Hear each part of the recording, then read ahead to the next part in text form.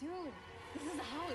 Are you sure? Yes, this is the house. That is the house. Don't you see how creepy it looks? Oh, it's Yo, stop. I'm actually scared, bro.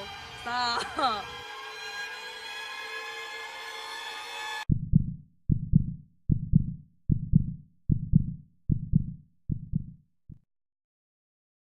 An unnamed narrator opens the story by addressing the reader and claiming that he is nervous but not mad. Their narrator says he is going to tell a story in which he will defend his sanity and confess to have killed an old man.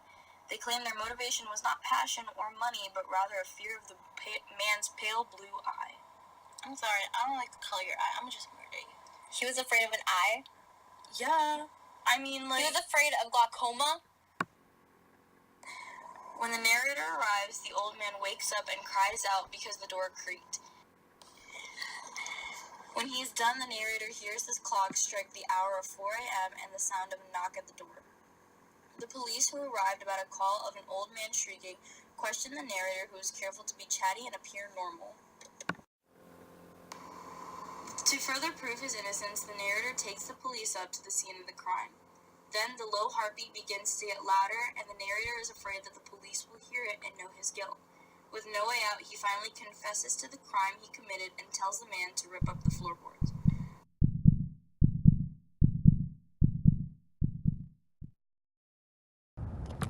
Alright, hey guys, so we just pulled up to the house where the alleged murder of the old man happened.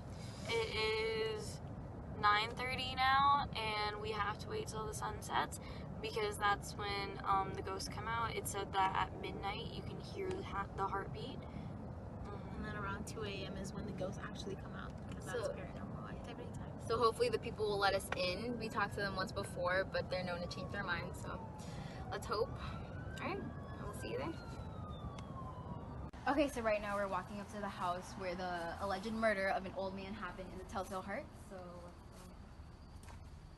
Dude, don't stop bothering these people. Girl, what you mean? They let us in. They said it was okay. Okay, stop. Don't get so far. It's dark. Knock again. What do you want? Well, we just wanted to see if you would let us in. No. You guys get out. I don't want any more reporters. But there was this murder. We just get out of my property. Go. But...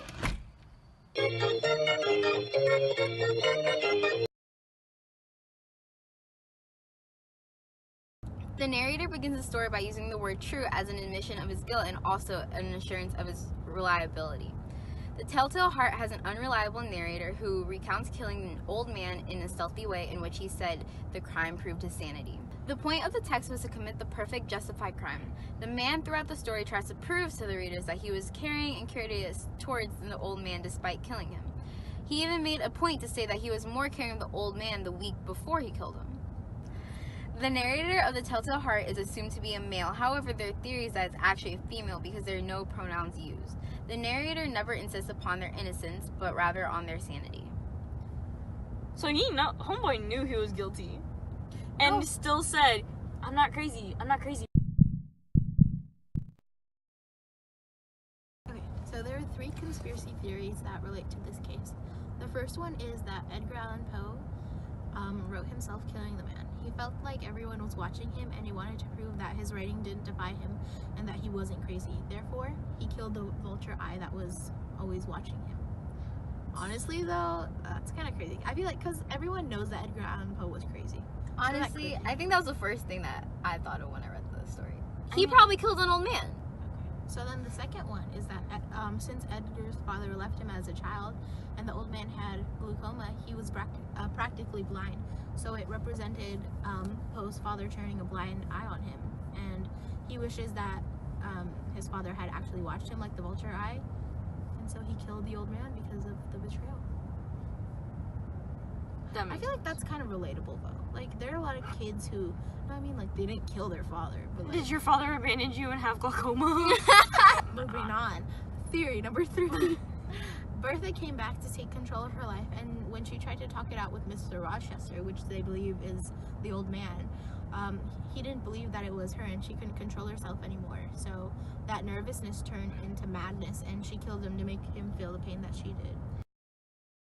Hey guys, so this is the Q&A portion of our show where we answer questions that you guys have sent in from Twitter and Instagram. So to start things off, our first question is from Annabelle Lee. It says, I think that Edgar Allan Poe was actually writing a biography of how he killed his father and how he did it.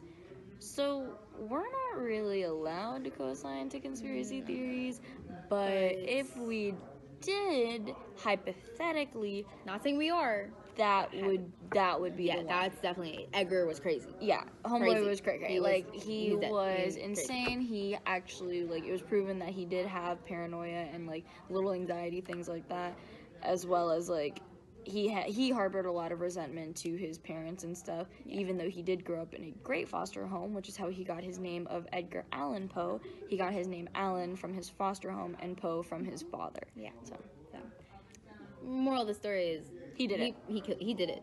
Yeah. So. Yep. Anyway, last question from Black Raven.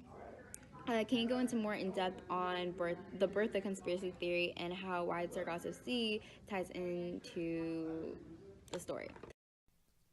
So, in both cases, each individual in the books were not only mentally ill, but were always isolated and confined throughout their life.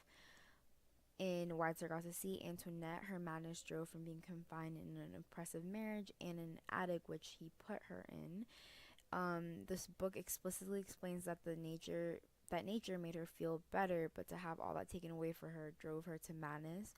In The Telltale Heart, the narrators always seem to be confined within this home, along with the vulture eye that he's afraid of. Even with the old man dead, the guilt caught up to the narrator, and he was confined into his own psyche when he kept hearing the man's heartbeat, which eventually led him to confess to his perfect crime.